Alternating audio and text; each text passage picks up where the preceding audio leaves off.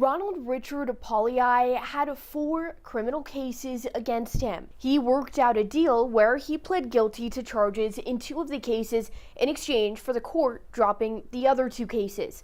The key part of his case, as it relates to this Supreme Court case, is that Pauliai agreed to pay court and defense costs for all 4 cases instead of just the 2 where he pled guilty.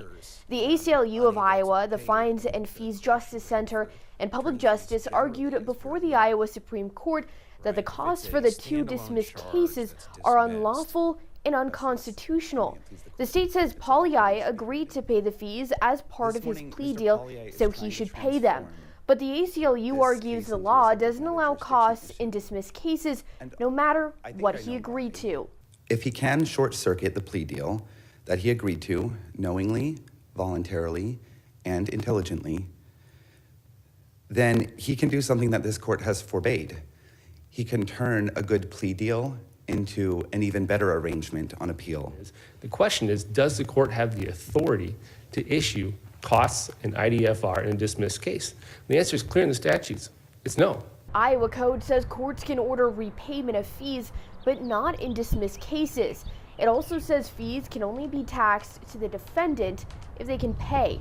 ACLU cooperating attorney Alex Cornea says that Pauliai is just one example of many Iowans experiencing the burden of unfair court fees. There are thousands of Iowans across the state who have judgments against them that they cannot pay, that limit their rights to expunge cases, to be able to get basic housing and employment, all because of debts for attorneys that the court already determined they did not have the ability to pay. We don't know yet when the Supreme Court will make its decision.